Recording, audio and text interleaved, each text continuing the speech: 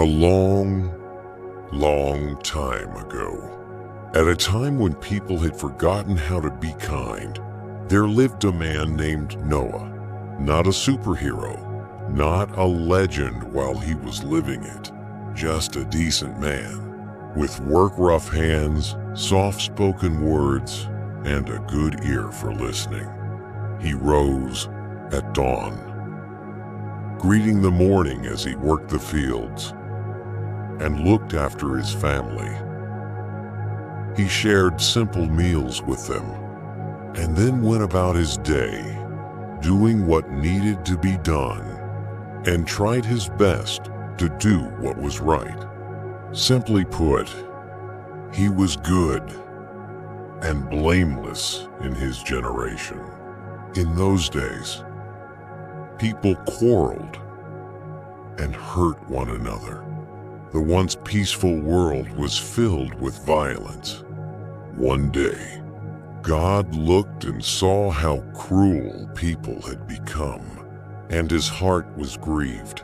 So, God spoke to Noah, "Build an ark, for I will bring rain upon the earth. But you and your family and 2 of every creature, male and female, will find shelter inside." Noah listened quietly, in his usual way, and he obeyed. First, he chose timbers that were strong and straight. He smoothed each plank. Then he began to build the ark. The hammer's rhythm became a heartbeat. Tap, tap, tap, tap, while sawdust floated in the air. His family worked beside him, smoothing edges, passing pegs, lending their hands.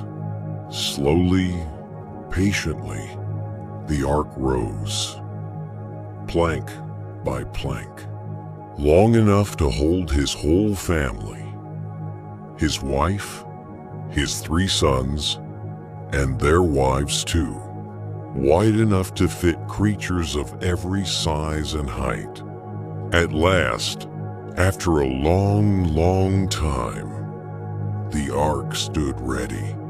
His family carried sacks and jars and baskets, grain for the grazers, fresh fodder, dried herbs, roots wrapped and stored, water in cool vessels, bread for their own table.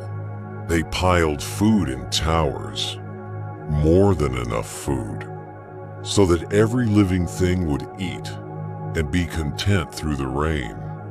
Then came a quiet miracle that looked like ordinary life. The animals began to arrive, pairs of clean and unclean animals, of birds and of all creatures that move along the ground, male and female, came to Noah and entered the ark, and the ark received them. When all were inside, Noah's family stepped in as well.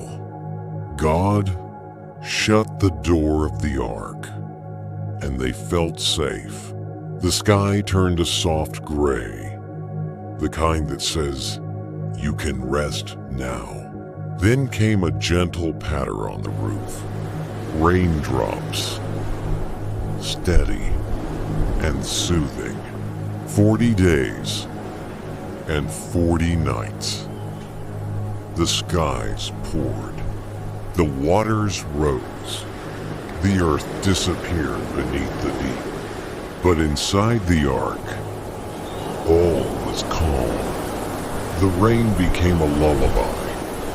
Pitter, patter, pitter, patter. The ark swayed gently, rocking like a cradle on the sea. Safe and snug, Noah and his family rested. The animals rested too, warm and safe and content. While the storm passed by, the waters rose until fields, hills, and even mountains were covered. Yet the ark drifted sure and steady, cradle soft, carrying all within. God held them all, night after night. The rain sang its single silver song, and the ark answered with a gentle creak, a cradle chorus that whispered, "Rest and sleep, sleep and rest." Even after the rain, the ark continued cradling them in its gentle sway. Then, God remembered Noah, and all within the ark, a gentle wind began to blow, lowering the waters, until the ark came to rest on the mountains of Ararat. Noah first sent out a raven, and then a dove. After 7 days, the dove returned with a fresh olive leaf in its beak, a sign that new life had begun. 7 days later, Noah sent the dove again, and this time, it did not return, a sign that the land was ready.